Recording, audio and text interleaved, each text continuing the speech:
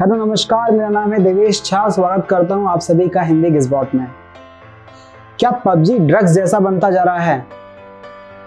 जैसे ड्रग्स का नशा होता है और उस नशे के लिए इंसान कुछ भी कर देता है, क्या पबजी भी वैसा ही होता जा रहा है?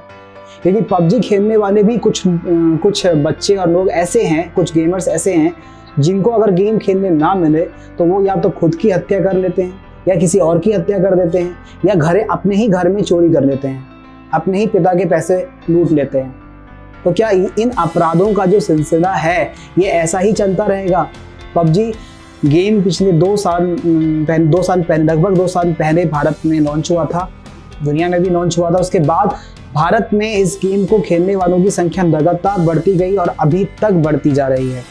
इस गेम को खेलने में कोई बुराई नहीं है, लेकिन इस गेम के कुछ बुरे प्रभाव हैं जिनसे हमारा देश और समाज प्रभावित हो रहा है।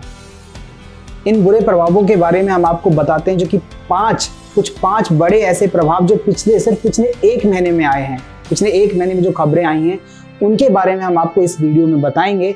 इससे आपको पता चलेगा कि पबजी गेम अगर आपका बच्चा भी खेल रहा है तो उस गेम का बुरा प्रभाव उसके ऊपर भी पड़ रहा है। आइए हम आपको उन खबरों के बारे में बताते हैं जिसमें किसी ने अपनी हत्या कर ली, किसी ने दूसरों की हत्या कर दी और किसी ने अपने ही बाप के पैसे लूट लिए। चलिए शुरू करते हैं। इसमें सबसे पहला मामला पंजाब के मोहाली का है। पंजाब के मोहाली का एक 15 साल का लड़का जो कि पबजी गेम खेलने में काफी माहिर था। पबजी गेम के आइटम्स खरीदने के लिए उसने अपने दादाजी के अकाउंट से ही 2 लाख रुपए चोरी कर लिए। 2 लाख रुपए निकालने के लिए उसने पेटीएम का इस्तेमाल किया। पेटीएम के जरिए उसने पबजी के आइटम्स को खरीदे और उनके ट्रांजैक्शंस किए। उसने कुल 30 ट्रांजैक्शंस करके पेटीएम के जरिए पबजी खेलने का सामान मंगवाया और उन 30 ट्रांजैक्शंस में उसके दादाजी के 2 लाख रुपए खर्च हो गए। ये पैसे उसके दादाजी के पेंशन की पैसे थे जो कि उन्होंने अपने लिए अपने आखिरी उम्र में बचा के रखे थे। इसके अलावा एक दूसरा केस पंजाब का ही है जो पिछले दिनों सामने आया था। उस केस में भी पंजाब के एक 15 साल के लड़के ने अपने पिता के अकाउंट से 16 लाख रुपए ट्रांसफर कर लिए। उसके पिताजी बाहर रहते थे, वो अपने माँ के साथ में रहता था और माँ के ही फोन से उसने 16 लाख रुपए ट्रांसफर किए और जो बैंक के मैसेजेस फोन में आए उनको देखने से पहले ही उसने डिलीट कर दिया। बाद में जब उसके पापा ने बैंक पे जाके पता किया तो पता चला कि उसके बेटे ने ही इन पैसों का ट्रांजैक्शन किया था। ये दूसरी घटना है जो कि पिछले कुछ दिनों में सामने आई है और मीडिया में ट्रेंड कर रही है।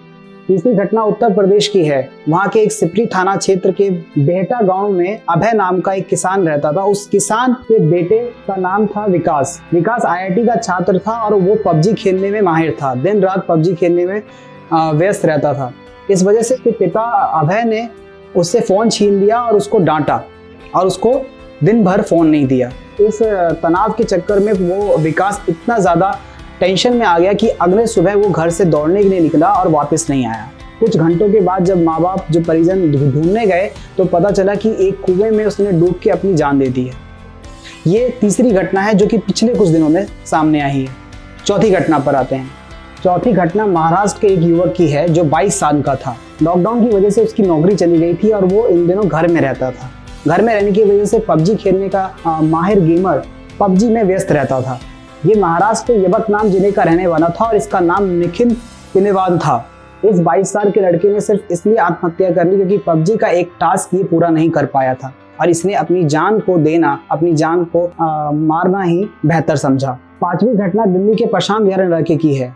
यहाँ पे पबजी खेलने वाले गेमर्स ने अपनी आत्महत्या नहीं करी बल्कि किसी और की हत्या करी, यानी कि मर्डर किया। पबजी खेलने की वजह से एक 46 वर्षीय महिला सोनिया जिसका नाम था उसका मर्डर कर दिया गया। ये मर्डर करने वाला लड़का एक नाबालिग लड़का था। ये नाबालिग लड़का अपने दोस्त के घर गया था जहाँ पे उसकी माँ सोनिया टीवी देख रही थी और उसके पास ही एक स्मार्टफोन रखा हुआ था। इस लड़के ने स्मार्टफोन लेकर पबजी खेलने के लिए वो घर से बाहर जाने लगा। जब उसकी दोस्त की माँ सोनिया ने उसको रोकना चाहा तो उस लड़के ने वहां पे रखे चाकू से उसका गला काट दिया और उसकी हत्या कर दी। हालांकि कुछ दिनों के बाद दिल्ली पुलिस ने उस लड़के को पकड़ लिया और उसको हिरासत में ले लिया। तो ये 5 घटनाएं भारत की थी जो कि पिछले 1 महीने में सामने आई है। सोचिए कि पिछले 1 साल में ऐसी कितनी घटनाएं हैं जो कि पबजी की वजह से हुई हैं। तो क्या इसका बुरा प्रभाव हमारे समाज में नहीं पड़ रहा है, हमारे बच्चों पे नहीं पड़ रहा है? क्या उनकी जो मानसिक प्रवृत्ति है वो हिंसक नहीं होती जा रही है? इसी वजह से पाकिस्तान में पबजी को बैन कर दिया गया है। पाकिस्तान में भी पिछले दिनों काफ़ी सारी आत्महत्याएं पबजी की वजह से हुई, जिसकी वजह से पाकिस्तान सरकार ने पबजी को फिलहाल बैन कर दिया है। लेकिन भारत सरकार ने पबजी को अभी बैन नहीं किया है। अगर आपको हमारी ये वीडियो अच्छी लगी हो तो इसे शेयर कीजिए, इसमें कमेंट कीजिए और इसे लाइक भी ज़रूर कीजिए। धन्यवाद।